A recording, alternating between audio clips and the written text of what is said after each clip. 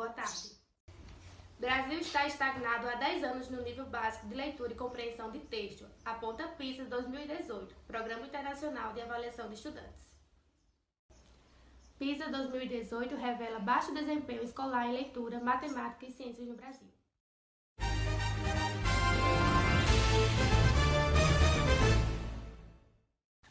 Temos aqui conosco hoje na bancada Ailton Pedrosa, especialista em educação, e o doutor em educação João Paulo Lotério. Sejam bem-vindos, é uma honra receber aqui vocês na bancada do jornal Semente do Saber. A honra é toda nossa poder participar aqui, né, e colaborar com o nosso pouco conhecimento.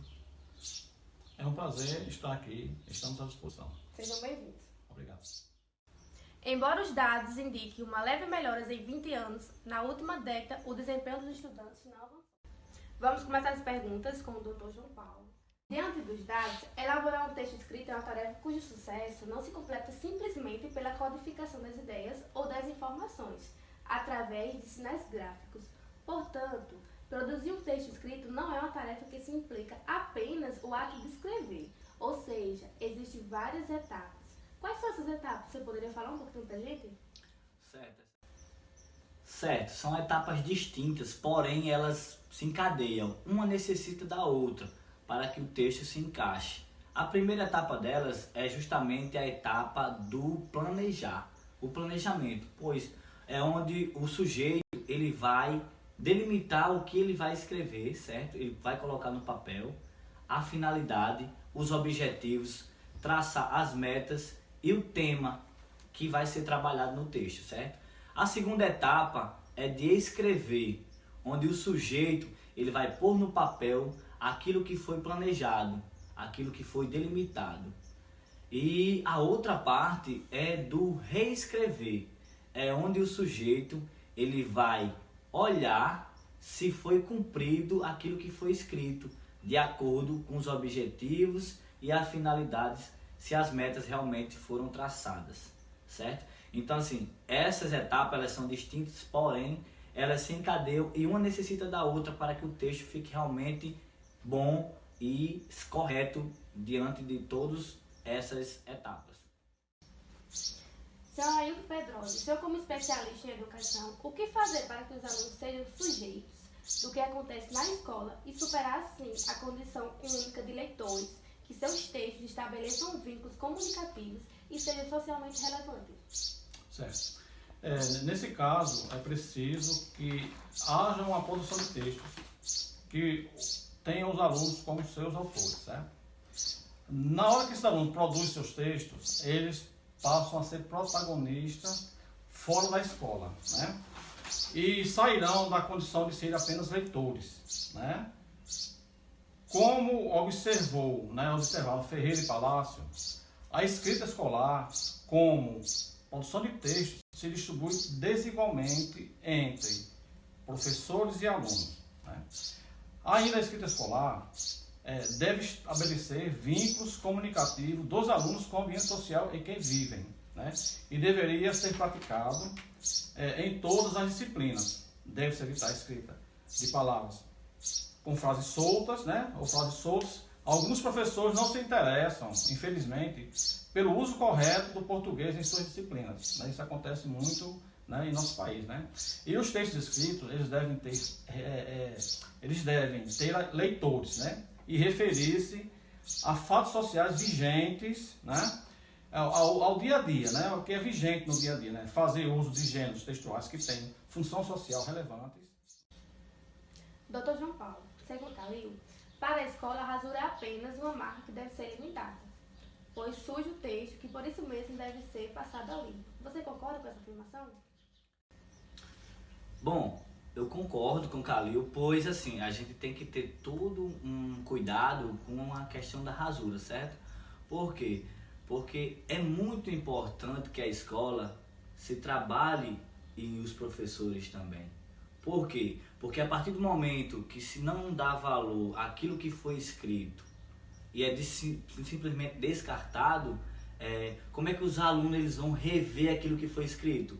Eles têm que ter aquele rascunho para que ele tenha uma base do que eles escreveram ali e que dali eles possam extrair para alguma coisa caber no novo texto.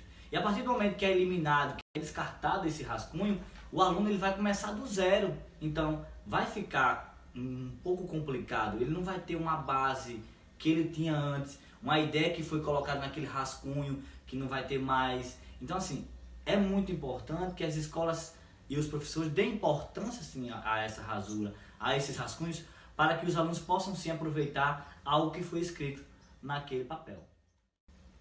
Senhor Ailton Pedrosa, as diferenças formais que os textos exigem decorrem das diferentes funções que esses textos tendem a cumprir. Para quem são escritos e o que define sua qualidade?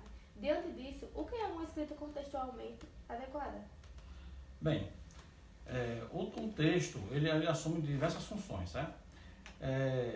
Interativas, né? O que exige um jeito diferente de escrever esse texto, né? De estruturar e de organização de cada texto, né? Todo tipo de texto tem uma finalidade que pode até mesmo ser usado como exercício escolar, né? Os textos dos alunos, como ato de linguagem, devem dirigir-se para alguém concreto. Esse leitor deve ser diversificado e levado em conta no ato da escrita, né? Então a gente está fazendo um texto, então a gente vai saber exatamente a quem vai se dirigir, porque a gente está imaginando alguém vai se adequar a um determinado alguém, né? A escrita formal e a escrita coloquial, elas devem ser adequadamente contextualizadas, né? De acordo com o ambiente e com a situação em que se insere o evento, né? Comunicativo. A linguagem formal, culta, está pautada no uso correto das normas gramaticais, né? E a linguagem coloquial é a linguagem que a gente usa no dia a dia.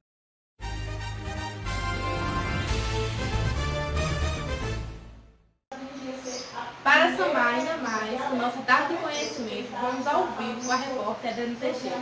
Boa tarde, Adriana. Damara, estamos aqui diretamente do Polo de São Paulo do Potengi, da Universidade Estadual Vale do Acaraú, com o professor Emanuel Joelson, professor da UVA. Boa tarde. Para que as atividades com ortografia sejam produtivas, é preciso que cada professor faça levantamento dos erros mais comuns da turma, com base nas definições, qual a importância de um texto explicitamente coerente. Traz benefício ao leitor a ter gosto pela leitura e identificar facilmente o que está sendo abordado. Vamos com você, Damária. João Paulo, a tradição escolar ela tem conferido, por vezes, uma importância exagerada ao domínio da ortografia, criando a impressão de que basta correção ortográfica. O que você pode nos falar sobre essa afirmação? A correção ortográfica ela é muito importante, certo? Mas a gente sabe que se pressupõe que muitos alunos não sabem escrever de acordo com essas correções. E a tendência é que quando os alunos cheguem no ensino médio, eles saibam escrever de acordo com essas correções, de acordo com a ortografia, certo?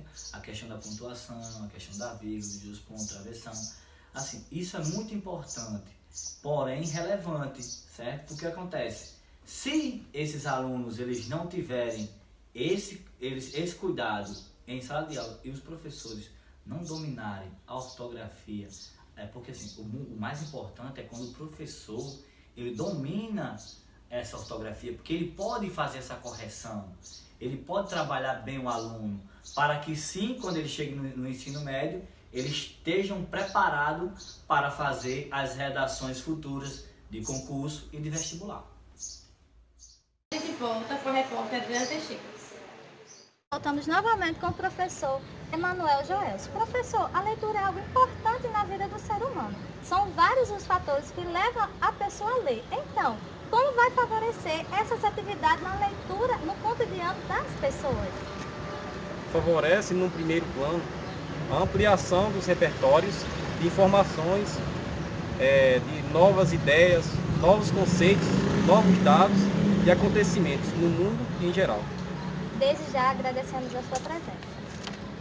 Muito obrigado.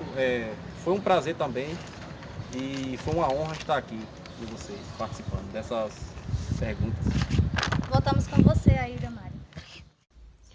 Senhor Ailton, né, para finalizar, quais são as providências, né, que devem ser tomadas para que os alunos tenham as necessárias condições de tempo e de planejamento para construir seus textos, né? Que aspectos merecem maior atenção do professor nos vários segmentos dos textos e os cuidados, né, na forma adequada dos textos? Bom, tomar providências para que o aluno tenha tempo de planejar, revisar e reescrever seus textos e tenha com isso como coisa normal. É melhor que escreva menos e tenha possibilidade de uma escrita de qualidade. Maior atenção aos elementos centrais, a compreensão e encadeamento dos vários segmentos do texto, clareza e a linguagem adequada em detrimento ao padrão de correção ortográfica, que desviou o professor de outras propriedades do texto. Essas propriedades são importantes, né? Que o professor deixa a desejar. A apresentação adequada, o cuidado com a ortografia, os sinais de pontuação e as subpartes do texto devem estar organizados.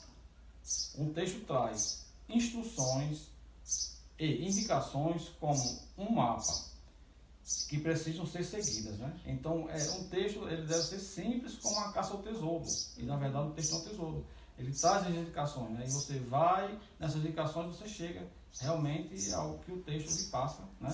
De bom.